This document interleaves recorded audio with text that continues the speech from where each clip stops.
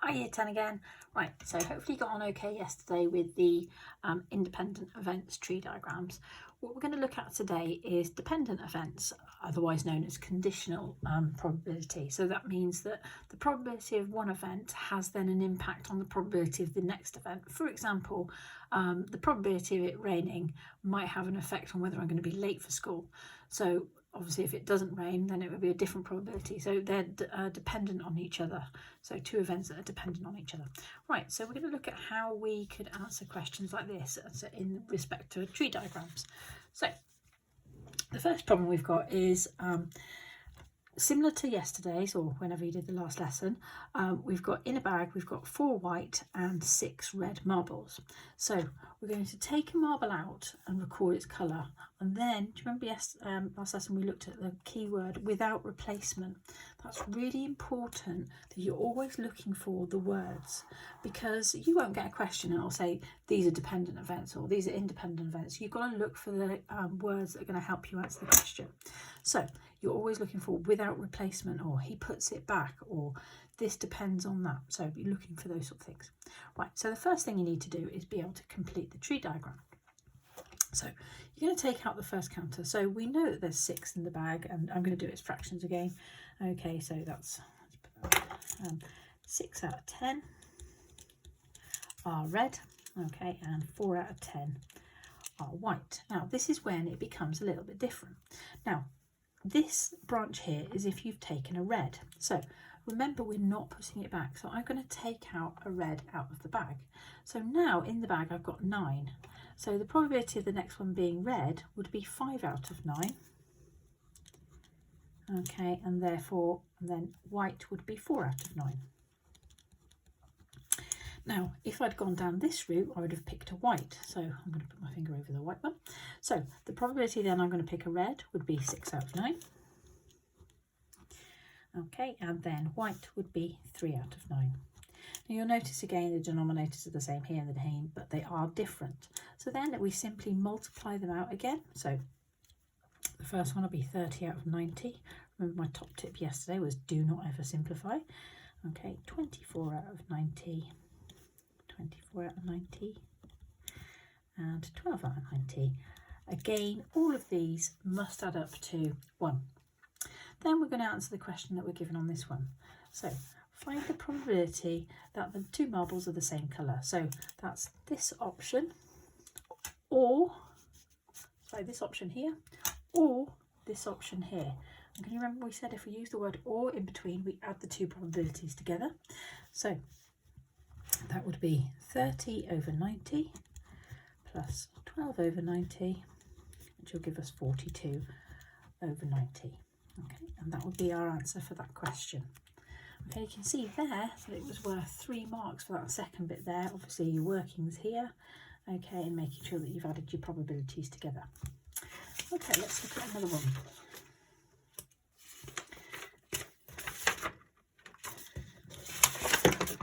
Right, so again, a fractions one. So we know there's 8 and 3, so altogether there's 11. So getting a plain chocolate or a milk chocolate. So this one here would simply be, we know that this would be 3 out of 11. If I picked a plain first one, we now know that there's 10 in the bag.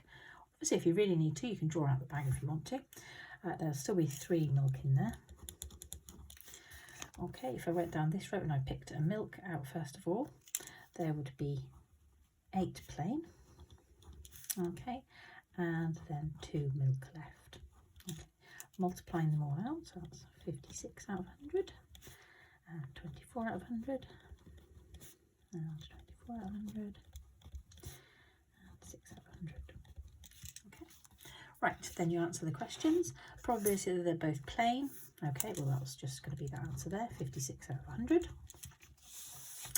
Probability the same chocolate, well that's 2 plains or 2 milks. So that would be 2 plains, which was 56 out of 100, or 2 milks, which will be 6 out of 100. Remember, if I use the word or, I add them together. So that will be 62 out of 100. Okay, the probabilities would be one of each. So that was a plain and a milk, or a milk and a plain. So that would be 24 over 100, add 24 over 100. Okay, remember, no need to simplify. Okay, which gives us that answer there. Right, the last one that we're going to look at is a constructing one. Okay, excuse me. Right, so this one, when I prepared earlier, I've had to draw this one in myself. Again, can you remember we talked about having these imaginary lines? That's just a little bit of a top tip to help you try and keep your tree diagrams in order, as you end up with this thing that's all sort of squiffy and one long line up here and then short ones over here. So now this time you're taking out 3 counters. So we've got our first pick, our second pick, and our third pick. So we've got even more branches. So this time this is going to create 8 different outcomes. Now in this bag we've got 3 red and 2 white. Okay, so I'm going to draw the bag just to sort of help out a little bit for this one. Right, so we could have, let's try to line this up a little bit better for you. So we could have a red and a white, red, white, red, white, red, white.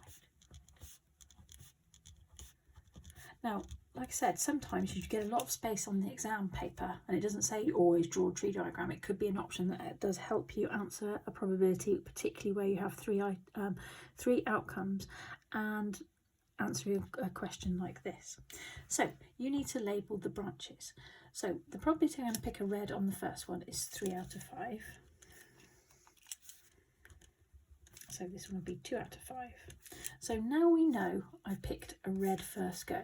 So now I've got 4 in the bag. So all of these are going to be out of 4. Okay, and on the last one, they're going to be out of 3.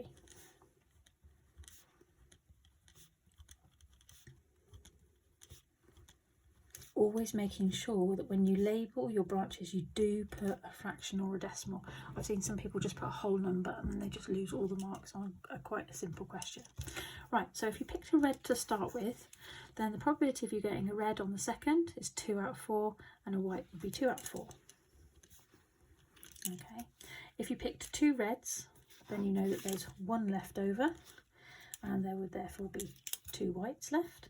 If you picked a red and a white, okay, there'll be 2 reds left and 1 white. If you'd picked a white, okay, then there would have been 3 reds left. Okay, and if you'd picked a red on this one, there would have been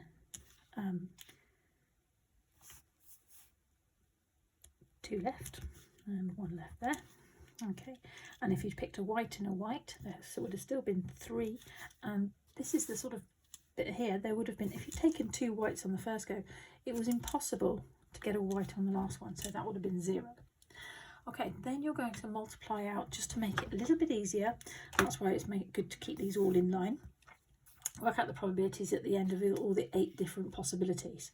So you're going to times them. So well, you can easily work out the denominator first, because 5 times 4 is 20, 20 times 3. So it's always going to be out of 60.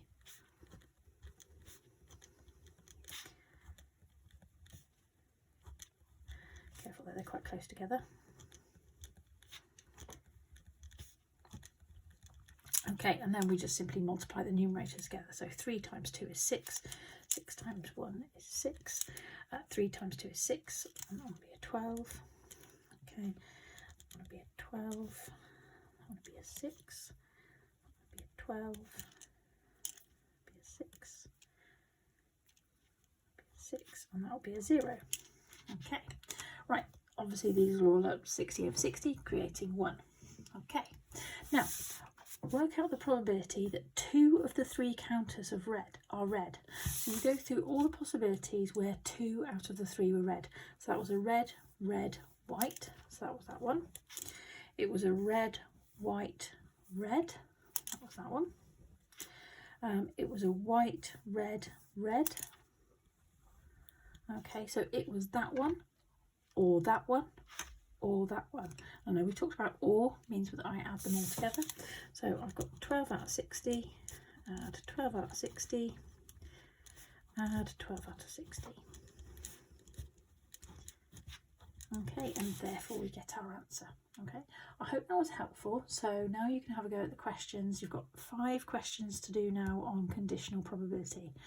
Once you've got those, mark them, check that you've got all the workings, and if your answer matches up, then you're fine. Then next lesson you've got an active learn task to do on both independent and dependent tree diagrams, putting together everything you've learned on the last 2 lessons. So good luck with that. Okay, thank you. Goodbye.